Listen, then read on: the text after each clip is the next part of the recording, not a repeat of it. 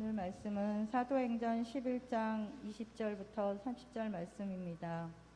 그 중에 구브로와 구레네 몇 사람이 안디옥에 이르러 헬라인에게도 말하여 주 예수를 전파하니 주의 손이 그들과 함께 하심에 수다한 사람이 믿고 주께 돌아오더라. 예루살렘 교회가 이 사람들의 소문을 듣고 바나바를 안디옥까지 보내니 저가 이르러 하나님의 은혜를 보고 기뻐하여 모든 사람에게 굳은 마음으로 주께 붙어 있으라 권하니 바나바는 착한 사람이요 성령과 믿음이 충만한 자라. 이에 큰 무리가 주께 더하더라. 바나바가 사울을 찾으러 다소에 가서 만남에 안디옥에 데리고 와서 둘이 1년간 모여 있어 큰 무리를 가르쳤고 제자들이 안디옥에서 비로소 그리스도인이라 일컬음을 받게 되었더라. 그때 선지자들이 예루살렘에서 안디옥에 이르니 그 중에 아가보라 하는 한 사람이 일어나 성령으로 말하되 천하가 크게 흉년 들리라 하더니 글라우디오 떼어 그렇게 되리라. 제자들이 각각 그 힘대로 유대에 사는 형제들에게 부조를 보내기로 작정하고 이를 실행하여 바나바와 사울의 손으로 장로들에게 보내리라. 아멘. 감사합니다. 오늘도 하나님 사랑하시면 아멘 합시다. 오늘은 안디옥 교회와 사역이라는 말씀으로 함께 은혜를 나누고자 하는데요. 안디옥 교회는 유명한 교회입니다. 무엇이 유명한가 하면 예루살렘 교회 다음으로 세워진 교회였기에 유명했고 특히 이방인 선교를 위해서 세워졌기에 유명한 교회입니다. 당시 이방인들에게 복음을 전하는 것은 상상하지도 못했었는데 이 이방인 선교로 세워진 교회였기 때문에 바닥의 사람들에게 알려질 정도로 유명한 교회였습니다. 이 안디옥 교회는 당시 세계인 구라파와 유럽을 대표하는 교회로 그리고 그것을 복음화하는데 아주 결정적인 기여를 한 영광스러운 교회였어요. 그리고 이 교회가 영광스러울 수 있었던 이유는 먼저 복음으로 충만한 교회였어요. 주의 복음으로 충만했어요. 두 번째는 훌륭한 동역자들이, 우리 모두가 다 주 안에 동역자들이지 않습니까? 교회 안에서 주님을 위해서 모여든 아주 훌륭한 동역자들로 가득 찬 교회였어요. 여기는 바나바도 있었고 바울도 있었고 이름나고 유명한 사람들도 있었습니다. 그러나 구브로와 구레네 같은 섬 출신, 시골 출신, 이름도 없는 일꾼들도 있었던 교회였어요. 거기는 백인도 있었고 흑인도 있었고 확인종도 있었고 아시안도 있고 유럽인도 있었고 심지어는 노예 출신도 있었고 정반대되는 왕족 출신도 있었던 아주 다양한 구성원이 있는 교회였어요. 그런데도 이들은 모두가 하나의 공동체를 이룬, 그렇게 불협화음이 없이 절대로 맞을 수 없는 사람들인데 이렇게 하나가 되어서 아름다운 공동체를 이루었기 때문에 이 교회가 참 주의 영광으로 충만했다는 거예요. 한편 그렇다고 여러분 구성원만 좋다고 해서 저절로 좋은 교회가 되느냐? 그렇지는 않아요. 구성원들, 저 서울의 태릉 쪽에 옛날에 박사교회가 있었어요. 원자력 연구소가 있잖아요. 원자력 연구소에 박사들로만 모여서 교회를 세워졌어요. 야, 대한민국의 최고 가는 박사들이 모여서 교회를 세우니 되게 잘 되겠다 싶은데 지금은 흔적도 없이 사라졌어요. 아주 박사들만 모였는데 왜 없어질까? 이유는 몰라요. 그러니까 하여튼 구성원만 좋다고 저절로 좋아지는 것은 아니죠. 이 교회가 진짜 좋았던 이유는 뭐냐? 그곳엔 영광스러운 주의 사역이 있었기 때문이에요. 주의 사역, 비즈니스, 사업이 아니라 워크, 사역이 있었던 거예요. 여러분 목사님을, 목회자를 다른 말로 뭐라 그러죠? 사역자라 그러죠. 사역하는 사람이에요. 주의 일을 하는 거죠. 이 안디옥 교회는 좋은 사람들을 모여가지고 자기들이 좋게만 지낸 게 아니라 분명하고 확실한 사역이 있었던 교회예요. 그 안디옥 교회의 사역은 어떤 사역이었나요? 4가지예요. 첫째로 주 예수를 전파하는 복음 전파 사역, 두 번째는 구제하고 권면하는 사역, 세 번째는 제자를 양육하는 사역, 네 번째는 구제하는 사역, 다섯 번째는 선교하는 일에 헌신하는 선교 사역이 있었습니다. 오늘 이 사역 중심으로 해서 말씀을 전하며 은혜를 나누고자 합니다. 옆에 분에게 인사 한번 합시다. 비즈니스맨이 되지 말고, 아니 그렇게 어려우면 사업가가 되지 말고 사역자가 됩시다. 할렐루야. 교회도 어떤 분은 비즈니스 때문에 오는 사람도 있어요. 교회 사업을 하러. 자, 먼저 이 안디옥 교회의 사역은 첫째로 복음을 전파하는 사역이에요.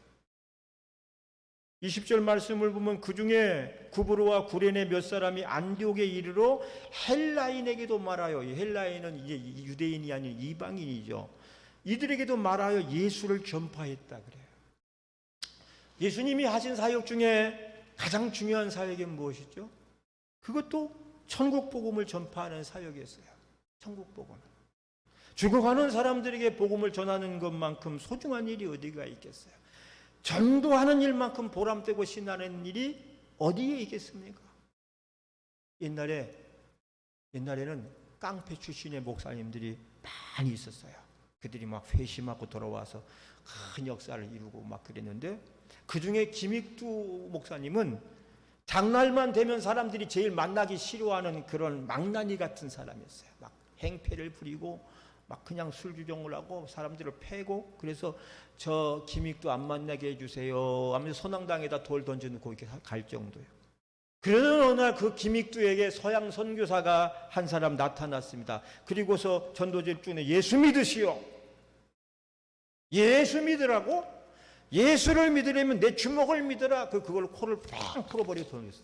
선교사가 그에 물러나지 않아. 한마디 던집니다. 전도지로 코 풀면 코가 썩습니다. 그런 거예요. 뭐라고? 그리고 갔어요. 근데 그날 밤 상아리만큼 이 김익두는 잠이 안 오는 거예요. 왜? 전도지로 코를 풀면 뭐가 썩는다고요? 그게 생각나가지고 정말 썩을까봐 잠을 못. 그러다가 이 사람이 예수를 믿고 변화돼서 새 사람이 되었습니다. 할렐루야. 선교사의 사역이 무슨 사역이요? 전도 사역이 열매를 거둔 거예요. 그리고 그분이 나중에 후에 위대하고 유명한 부흥사 목사님이 돼서 전국 방방곡곡을 다니면서 복음을 전파하게 됐어요. 사랑하는 여러분, 사람의 영혼을 누구보다도 사랑했던 선교사였기 때문에 먼 타국에까지 와서 이 복음 사역을 하니까 유명한 부흥사가 나왔다고 하는 사실인 거죠. 안디옥 교회는 복음 전파 사역이 확실하게 자리 잡고 있었어요. 두 번째는 위로와 권면 사역입니다. 23절을 다 같이 읽어보세요. 저가 이르러, 시작. 저가 이르러 하나님의 은혜를 보고 기뻐하여 모든 사람에게 굳은 마음으로 주께 붙어 있으라 권하니. 뭐지요? 권했어요. 권면이야. 위로. 여러분, 당시 교회는 예수 믿는 자체가 고난과 핍박받는 일이었기 때문에 그 고난과 핍박을 피해서 교회로 들어온 사람들이 많았어요. 그래서 교회로 피난 온 사람들에게 필요한 것은 뭐죠? 넘치는 위로와 권면의 사역이었어요. 권면의 사역이었어요. 그런데 여러분, 오늘날 우리는 너무 편안한 시대에 예수 믿고 교회를 다니고 있지 않습니까? 우리가 생각해도 너무 편안해. 교회 다닌다고 욕을 해, 누가 때려, 매를 맞아, 직장에서 쫓아내. 그냥 내 마음대로 예수 믿는 거 아주 없어. 힘든 게 없어. 너무 편해서 탈인 것 같아요. 그러나 여러분, 우리나라만 그렇지 지금도 저 공산권이나 이슬람권 나라들에는 이슬람권은 지구 인구의 3분의 1이 이슬람이에요. 그 3명 중 1명이 고통당하는 거예요. 그 핍박과 박해, 고난, 어마어마한 이 박해와 고난이 이어지고 있어요. 특별히 이슬람권에서는 자식이 기독교로 개종을 하면 부모가 자식을 죽입니다. 합법적으로 죽여요. 내가 우리 아들 오늘 죽이겠다, 내일 죽이겠다. 그래가지고 밥에다 먹는 밥에다 독을 타서 죽이기도 하고, 아니면 끌고 와서 사람들이 보는 앞에서 돌로 때려서 죽입니다. 그리고 그렇게 또 하면 사람들이 막 박수 쳐주고 막 그냥 막 알라에게 영광을 막 그러면서 잘했다고. 그러니까 그렇게 한 사람들을 신앙심이 아주 좋은 사람들이라고 추켜 세우는 그들만의 잔인한 문화가 존재하고 있어요. 그건 말입니까? 북한에 있는 우리 그리스도인들 얼마 남지 않았어요. 이제 얼마 남지 않은 크리스천들도 똑같은 일을 당하고 있어요. 예수 믿다가 발각나면 최소한 아우지 탄강에서 평생 죽을 때까지 거기서 그냥 끌려가서 그냥 노동을 당하고, 그리고 공개 처형을 당하고 있어요. 사랑하는 여러분. 근데 여러분, 지금으로부터 시계를 7, 80년 전으로만 돌려놔도 북한은 기독교 신앙의 요람이었죠.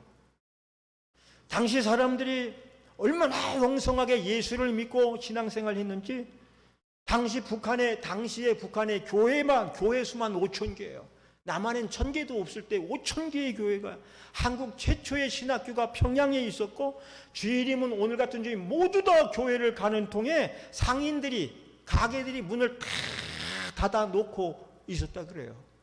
장사가 안 되니까.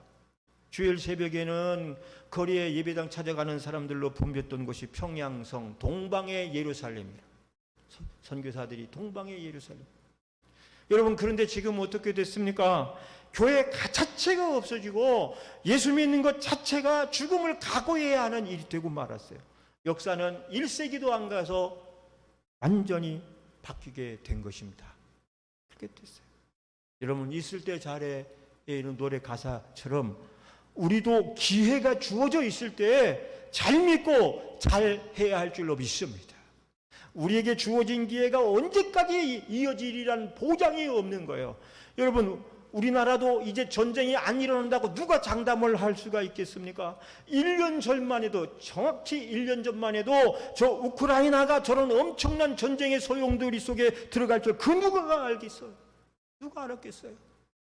멀쩡하게 아주 잘 살고 우리 한국에서 관광을 무지 많이 가던 그런 좋고 아름다고 산천 경계 좋고 인물 좋고 그런 나라가 완전히 지금 많이 폐허가 되고 있잖아요. 여러분, 푸틴 같은 미치광이 하나만 나오면 어느 나라도 그렇게 될 수밖에 없다고 하는 사실이에요. 사실이에요. 열심히 주를 섬겨야 할 줄로 믿습니다. 당시 예루살렘, 아니 안디옥 교회는 엄청난 핍박으로 고통당하는 초대 교인들이 있었다고요. 그들에게 필요한 것은 위로와 권면이었어요. 믿는 것이 너무 힘드니까 위로가 필요했고요. 자칫 마음이 흔들릴 수 있기 때문에 권면이 필요했어요. 여러분, 교회는 위로가 필요하고 권면이 필요한 것인 줄 믿으시기 바랍니다. 교회 들어온 사람들은 누구나 붙잡고 서로 위로해주고, 만나면 잘 믿자고, 우리가 끝까지 잘 믿자고 서로 권해야 돼요. 할렐루야. 우리 입을 자꾸 그런 식으로 사랑하고 위로해야 하고 권면하는 거예요. 여러분, 위로 잘하는 사람이 좋은 사람이 요즘에는요. 위로 잘하는 사람 주변에는 사람이 많아요. 친구가 많아요. 그러니까 권면까지 잘하면 더 이루 말할 수 없죠. 여러분은 스스로 위로 잘하는 사람 같아요? 아닌 것 같아요? 혹시 위로는 나 잘 못해요 하더라도 제가 위로 잘하는 팁을 하나 가르쳐 줄게요. 어떻게 하냐면 꾸녀만 잘해도 위로를 잘 해줍니다. 뭐라고요? 지금 제가 저기 우크라이나 말 한 게 아니거든요. 한국말 했어요. 꾸녀. 필리핀 말도 아니에요. 따라합시다. 꾸녀. 이게 뭐냐 하면, 위로가 필요한 사람들이 와서 나하고 이렇게 대화할 때 잘 들어주고 공감해주고, 여러분, 최고의 상담은 잘 들어주는 겁니다. 말 가로막지 말고, 가만히 있어 봐서 그러지 말고, 알았어. 자기가 막 결판 내리고 그냥 들어만 주는 거예요. 왜냐면 이 사람은 지금 뭐가 꽉 막혀서 왔거든. 답답하거든. 억울함이 있거든. 그냥 누가 내 마음을 알아주면 좋겠거든. 그런 답답한 마음을 가지고 왔을 때 들어만 줘도 마음이 술술 풀리는 거야. 좀 힘들겠지만 한 30분이고 1시간 들어주면요, 아니 다 속의 것을 끄집어내면요, 이 사람이 건강해지는 거예요. 그 순간에. 그때 여러분 필요한 게 뭔지 알아요? 꾸나야. 어떻게 하냐면, 집사님 내 말 좀 들어봐. 집사님 나 정말 힘들어서 왔는데 이렇게 억울한 일이 있을 수가 있어? 그렇게 얘기할 때 여러분, 들어주면서 그랬군요. 그랬군요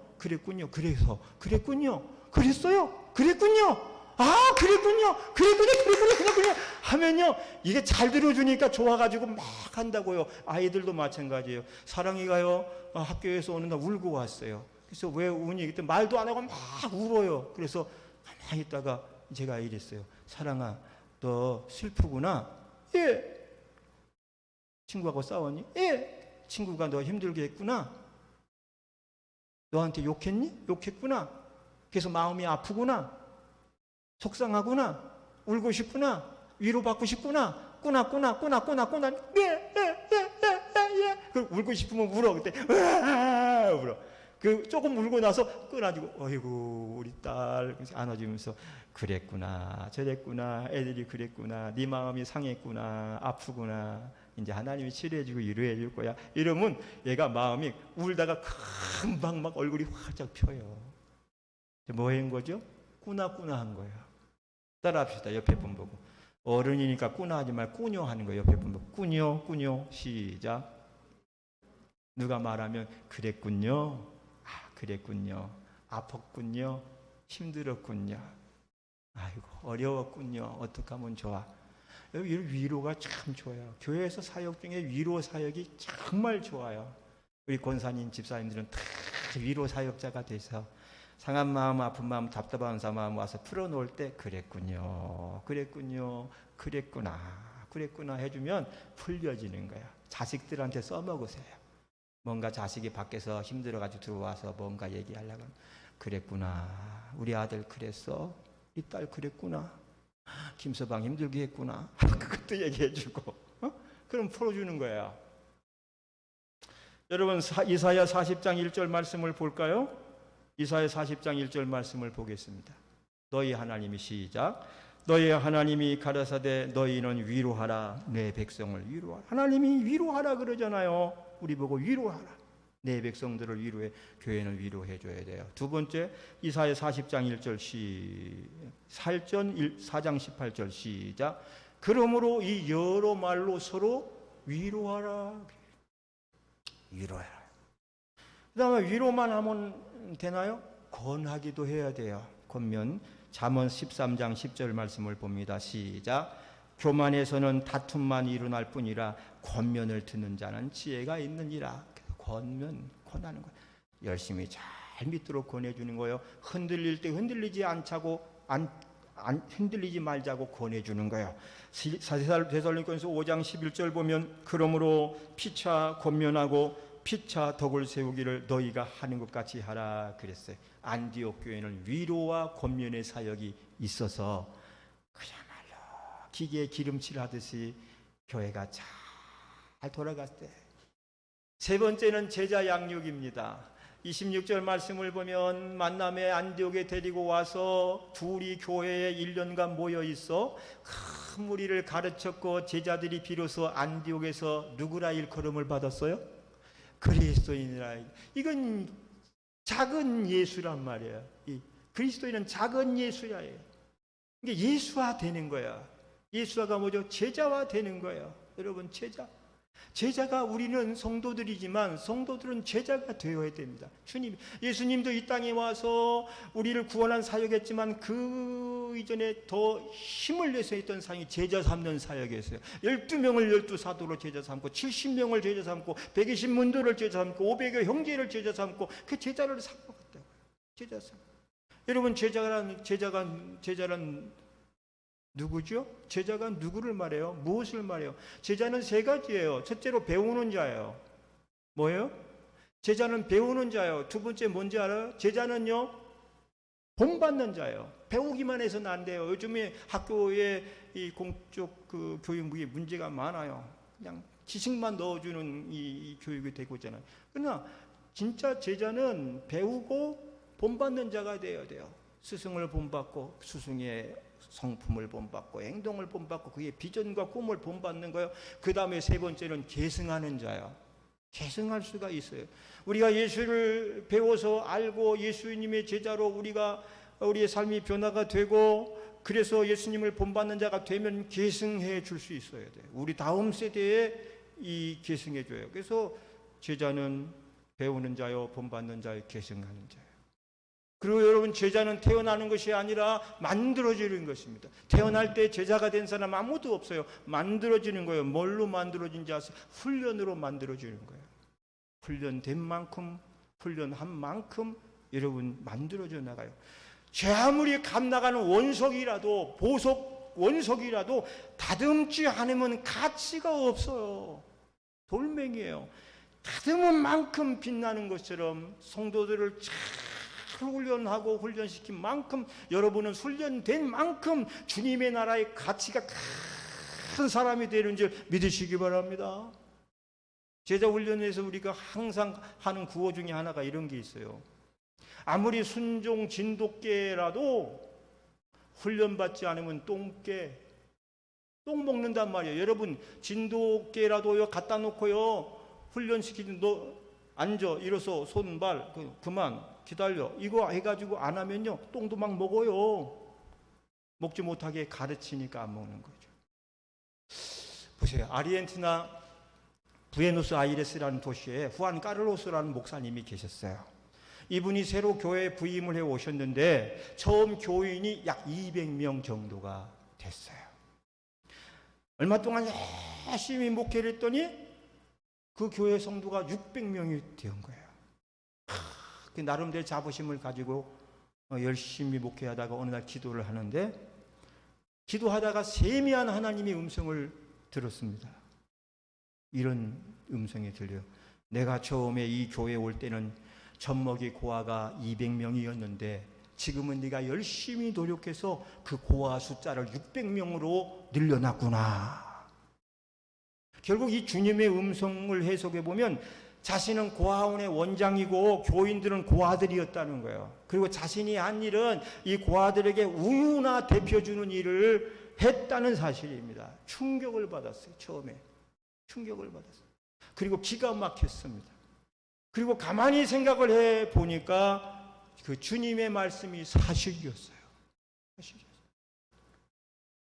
그동안은 교인은 불었지만 그 누구에게도 이것을 해야 됩니다, 이것을 합시다 일러주기 전에는 아무도 일하려고 하지 않았다는 거예요. 아무도. 목사가 말하지 않으면 아무도 움직이지 않는 아주 미숙한 상태의 교인들이었다는 사실이에요. 스스로 알아서 일하는, 스스로 알아서 하는 일꾼은 없고 모두가 주인의 눈치만 보고 있는 교인들 같았다는 거예요. 고아들 같았다는 거예요. 그래서 목사님은 그때부터 충성된 일꾼을 만드는 목회를 다시 시작을 했어요. 제자 삼는, 제자 만드는 사역을 한 거예요. 그리고서 그 제자로 만들어가는 그 과정을, 그 느낌을, 그 소감을 그대로 옮겨 적은 책을 하나 만들었는데, 그 책이 여러분 읽으신 분이 있을 것 같은데, 제자입니까? 라는 책이에요. 제자입니까? 유명한 책이죠. 제자 훈련의 교본 같은 책이에요. 혹시라도 궁금하시면 사서 읽어보시면 너무너무 재미있어서 한 번에 단숨에 읽어 나갈 거예요. 1시간 안에. 사랑하는 성도 여러분, 우리는 제자가 되어야 됩니다. 지금 이 시대는 모든 일에 스스로 할 줄 아는, 알아서 일하는 일꾼이 필요한 시대예요. 이거 하세요, 저거 하세요, 이거 할까요, 저거 할까요? 우리가 여러분 스스로 주님이 주신 은혜를 따라 필요한 곳에 일하는 일꾼이 필요한 시대죠. 여러분, 예수 믿고 은혜 받고 나면 먼저 일상 언어는 달라져요. 언어. 할렐루야, 아멘, 형제님, 자매님, 언어가 달라지고 언어가 바뀌어집니다. 그러나 주님의 참된 제자로 훈련받고 나면 그 삶의 태도가 자체가 바뀌어져요. 겸손해지고 부드러워지고 책임감 있고 성실한 사람으로 바뀌어집니다. 근데 가끔 그 반대 경우도 있어요. 예수 믿고 오래된 채 직분 맡고 책임지고 책임자가 되고 난 다음에 그 행동과 말이 거칠어지는 사람들이 있어요. 아주 막 군림하려는 사람들이 있어요. 나이가 들수록 말이 부드럽고 얼굴이 온화해지고 가슴이 넓어져야 돼요. 나이 들수록 말이 사납고 눈초리가 매섭고 가슴이 좁으면 안 돼요. 우린 신앙 안에서 좋아져요. 신앙 형성이 잘못되면 힘이 들 거예요. 우리 교회는 그냥 기본 자체가 성품이 좋은 분들이 모였어요. 억세고 드세고 막 그냥 가시 같은 사람은 없는 것 같아. 제 말이 맞으면 끄떡끄떡 한번 해보실까요? 끄떡끄떡. 다 하신다, 그지? 저도 그렇게 생각해요. 제자 양육 사역이 있었습니다. 네 번째는 구제하는 사역이 있었어요. 자, 29절 시작. 제자들이 각각 그 힘대로 유대에 사는 형제들에게 부조를 보내기로 작정하고 이 일을 실행하여 바나바와 사울의 손으로 장로들에게 보내니라. 교회의 구제 사역은 예루살렘 교회 때부터 있었습니다. 여러분, 예루살렘 교회가 모교회 같은데 이 교회 기근으로 엄청나게 고난을 당하니까 안디옥 교회가 열심히 예루살렘 교회를 구제했어요. 물론 이들이 넉넉해서 한 것은 아닙니다. 성경을 보면요, 이들이 한꺼번에 할 수가 없어서 여러 번 나눠서 모았다가 했다고 했어요. 그러니까 이들도 형편이 어려운 거죠. 그러니까 어렵다고 안 한 게 아니라 여러 번 모았다가 예루살렘 교회 됐어요.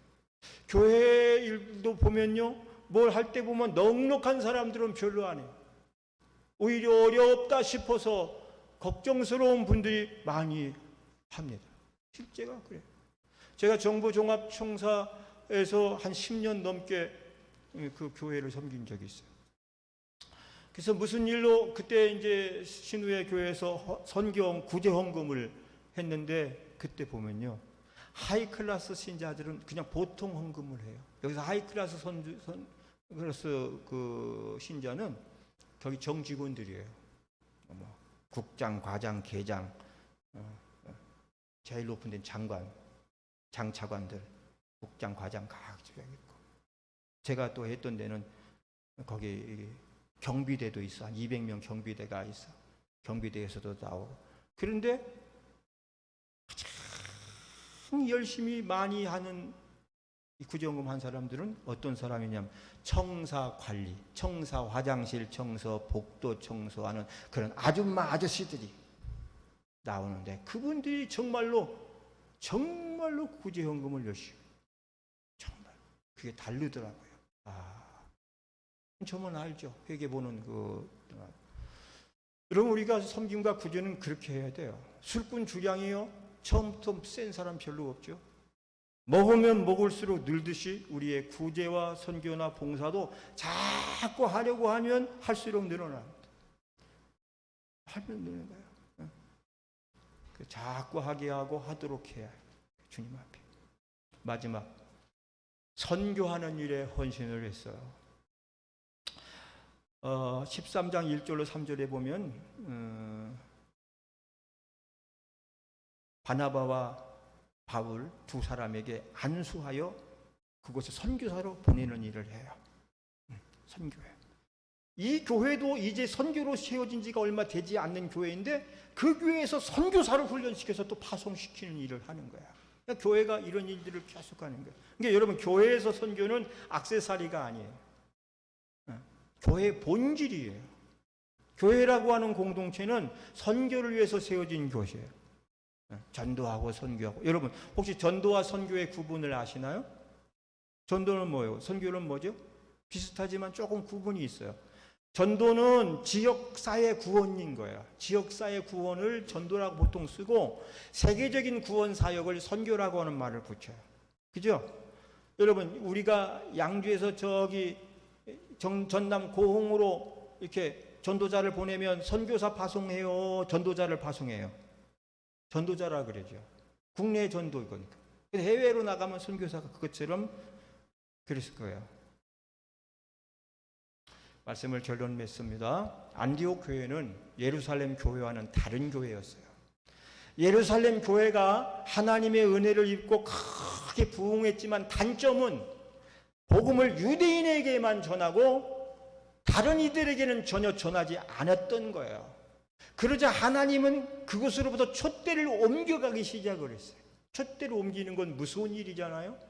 그 하나님께서 대대적인 핍박을 교회에 가하니까 타작마당에 도래깨질을 하면 막 콩알이고 막 깨고 팍 튀잖아요. 한 번씩 칠 때마다. 그것처럼 견딜 수 없도록 교회를 하나님이 핍박을 하니까 성도들이 전 세계로 뿔뿔이 흩어지게 되었고 이들이 흩어진 곳에 교회를 세우고 전도를 하게 됐어요. 강제로 전도하게 만드신 거죠. 결국은 안디옥 교회 같은 이방인 교회가 생기게 된 겁니다. 그런데 안디옥 교회에는 비록 다양한 사람들이 모여서 시작됐지만 예루살렘 교회가 같지가 않았어요. 자기들끼리만 뭉치는 것도 없었고 자기들끼리만 뭐 하는 거 없었고 복음의 본질을 외면한 적이 없어요. 저들이 받은 만큼 그냥 주고 구제하고 선교하고 봉사하고 이런 사역을 했어요. 바로 이것이 오늘 우리들이 귀하게 여겨야 될 일입니다. 말씀을 정리하겠습니다. 안디옥 교회가 아름다운 이유는 영광스러운 사역이 있는 교회였어요. 그 사역은 뭐죠? 첫째, 복음을 전파하는 사역. 두 번째는 위로와 권면하는 사역. 세 번째는 제자를 양육하는 사역. 그 다음에 선교하는 사역. 그 다음에 한 가지 뭐지? 하나 빼먹었다. 구제하는 사역. 자, 이제 우리 교회는 더 부흥할 수 있는 가능성과 아니면 이 자리에 머물러 수밖에 없는 가능성을 동시에 가지고 있어요. 어떤 교회로 우리가 거듭나야 되겠습니까? 예루살렘 교회, 안디옥 교회, 안디옥 교회죠. 그럼 안디옥 교회를 바란다면 여러분 복음 앞에 충실하시기 바랍니다. 여러분이 먼저 충성스러운 일꾼이 되시기를 바랍니다. 사역을 하십시오. 사역을 하십시오. 어떤 사역을 해요? 안디옥 교회가 가지고 있던 5가지 사역, 복음 전파 사역, 위로 권면 사역, 제자 양육 구제하는 사역, 선교 사역. 우리가 해 나가야 될 거고 우리 다음 세대들로 구성해서 계속 나가게 할 거고 우리는 연세 있는 분들은 저와 함께 계속 이들을 양육하고 훈련하고 또 하나님께 기도해서 하나님 우리 교회 울타리를 키워가면서 이 사역을 통해서 하나님의 나라를 확장시켜 나가야 할 줄로 믿습니다. 그렇게 하십시다. 일어나겠습니다.